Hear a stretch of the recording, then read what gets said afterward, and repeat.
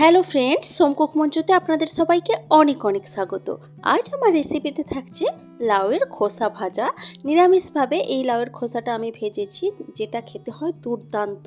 এবং ভাতের সাথে যদি একটু ডাল থাকে আর এই লাউয়ের খোসা ভাজাটা থাকে তাহলে কিন্তু আর কিছু লাগবেই না সেদিনকে। তো এই রেসিপিটি আজ আমি কিভাবে বানাচ্ছি এখন আপনাদের সাথে এটাই শেয়ার করছি, চলুন। এখানে আমি একটা পাত্র নিয়েছি যেটাতে আমি লাউয়ের খোসাটাকে সেদ্ধ করব। আর লাউয়ের খোসাটাকে দেখতেই পাচ্ছেন একদম ঝিরিঝিরি করে কেটেছি। ঝিরিঝিরি করে কাটলে এই খোসা ভাজাটা খেতে ভীষণই সুস্বাদু হয়। তো আমি লাউয়ের খোসাটাকে ভালোভাবে ধুয়ে জলটা ছড়িয়ে এখানে দিয়ে দিয়েছি। এখন আমি এর মধ্যে দিয়ে দেব স্বাদ মতো নুন আর সামান্য হলুদের গুঁড়ো। নুন আর হলুদ গুঁড়ো দিয়ে আমি লাউয়ের খোসাটাকে একটু সেদ্ধ করব। তার জন্য দিয়ে দিচ্ছি পরিমাণ মতো জল। তবে জলটা একটু বুঝে দিতে হবে, যাতে করে সেদ্ধ করার পর জলটা আবার ফেলে দিতে না হয়। এমনভাবে জলটা দিতে হবে যেন সেদ্ধ করার পর জলটা আর না থাকে, যেন জলটা পুরো শুকনো হয়ে যায়। তো সেইভাবে জলটা দিয়ে আমি এটাকে কিন্তু ঢাকা দিয়ে রেখেছিলাম প্রায় 3 থেকে 4 মিনিট মতো পর্যন্ত। 3 থেকে 4 মিনিটে দেখুন জলটা পুরোপুরি শুকনো হয়ে গেছে আর এদিকে লাউয়ের খোসাটাও কিন্তু সেদ্ধ হয়ে গেছে। এখন আমি একটা কড়াইতে কিছুটা সরষের তেল গরম করতে দিচ্ছি।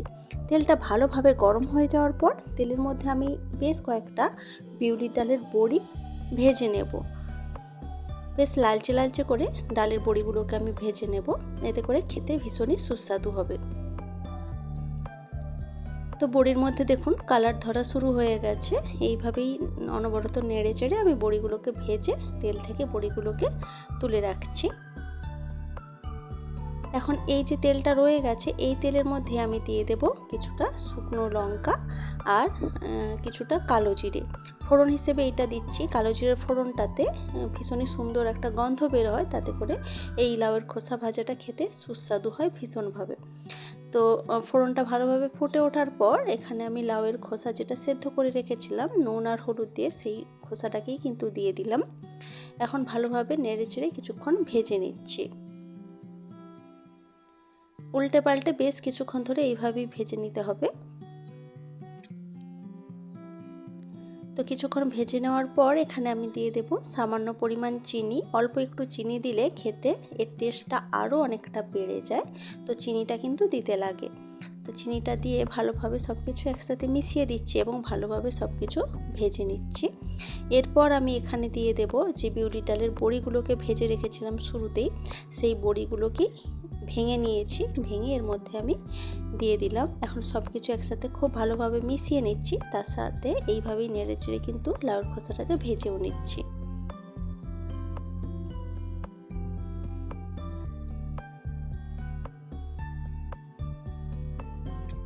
তো কিছুক্ষণ ধরে এইভাবেই নেড়েচেড়ে ভেজে নিলেই কিন্তু লাউয়ের খোসা ভাজা একদম রেডি হয়ে যায়। খুবই সুস্বাদু হয় খেতে নিরামিষ এই রেসিপিটি।